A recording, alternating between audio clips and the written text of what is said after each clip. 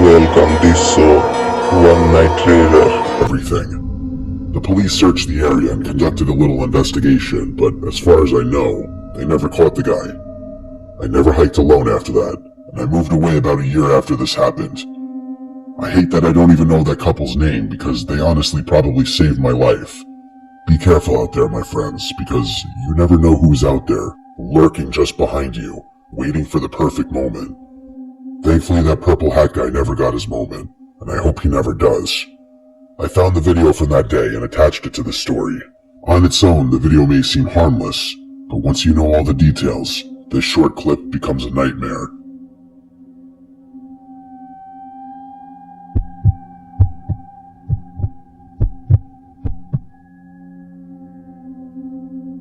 So this is probably the wildest thing that's ever happened to me.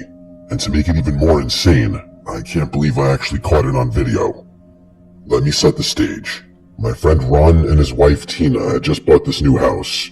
This was probably like 4 years ago, I think. At first, everything seemed amazing for them. A nice little house in a safe and quiet neighborhood. A few months after moving into the house, I met up with Ron for some drinks, and I asked him how the new house was treating him. He started acting a little weird. When I continued to press him on the house, he finally caved in and told me what was bothering him. He and Tina were convinced that the house was haunted. I can be kind of a jerk sometimes, and I started to laugh as soon as he told me. I asked him why he thought his house was haunted, and then he gave me the entire story. For starters, apparently someone did die in the house, something the real estate agent did in fact disclose before they bought the house. So this wasn't a surprise, and it's what actually made the house cheaper for them to purchase. Because of that little bit of information, Ron and Tina had convinced themselves that the ghost of this dead person was haunting their house. I'm not a believer in ghosts or anything else paranormal. It's just not my thing. I'm not a horror or true crime fan. That's probably why I always dismiss people when they start talking about spirits or anything like that. I started pressing Ron a little more. I said to him that just because someone died in the house, it doesn't mean that it's haunted. He continued to give me more of the story. He told me that every night, he and Tina wake up at some random hour.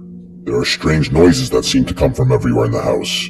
He insisted that it wasn't just the pipes or the house settling. He said it was like something bumping into furniture and moving around. They would wake up in the morning and furniture would be slightly moved. Things that were on the counter would be misplaced or moved completely.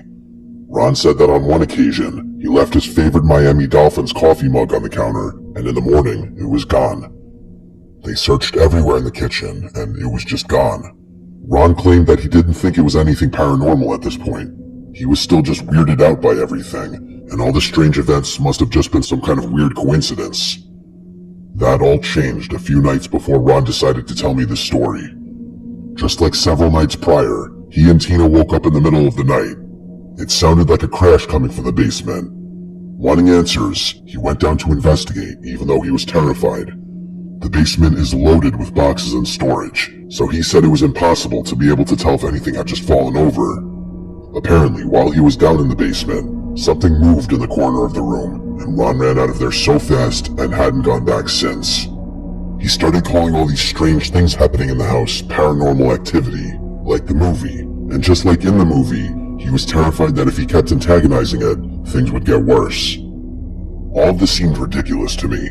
I was trying not to laugh because I could clearly see that Ron was upset. I was politely trying to remind him that paranormal activity is just a movie, and you can't antagonize something that's made up. That set him off. He was well aware of how he sounded, and that was part of the reason he was so upset. He knew this sounded crazy, and yet he hadn't slept well in weeks. Now he's terrified to sleep at his own house. He even told me that he and Tina had slept at a hotel the last 2 nights. They didn't want to sleep in the house until they could figure out a rational solution to this absurd problem. He was practically in tears trying to explain this to me. He said it was like an extreme phobia. Ever since he went into the basement, he's convinced himself that something is down there, and he said he's physically unable to go downstairs. I still couldn't tell if Ron was pulling a prank on me or if he was serious about all of this. Even as I write this, I'm shocked all over again that Ron and Tina thought their house was haunted. This just seemed so irrational to me. I was starting to feel bad for Ron. He was so upset, he could barely get the words out now. Because I thought this was ridiculous, I offered to check the basement for Ron thoroughly.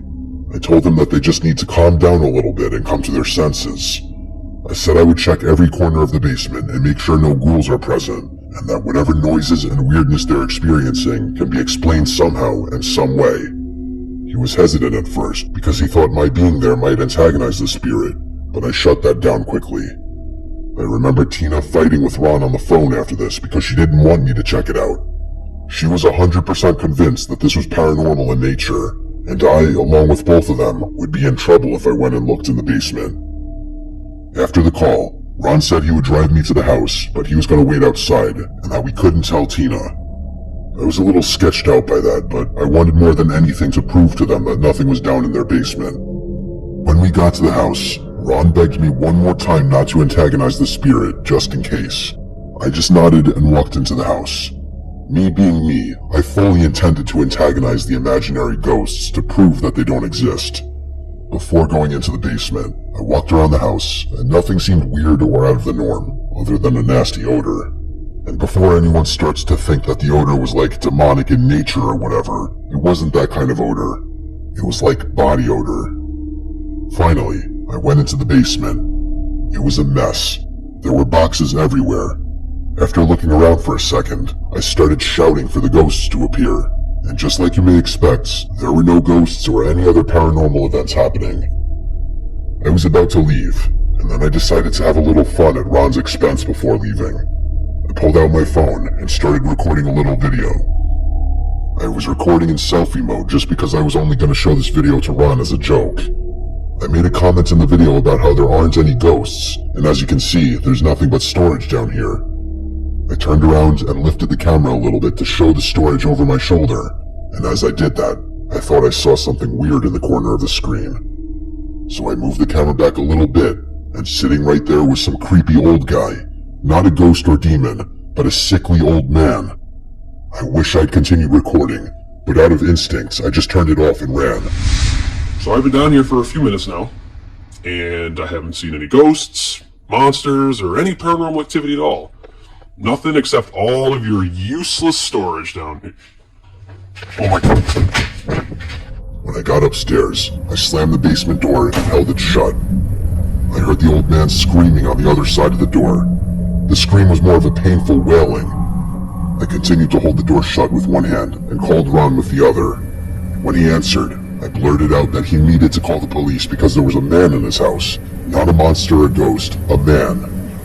While this was happening, the man made his way to the basement door and tried opening it as I was holding it shut.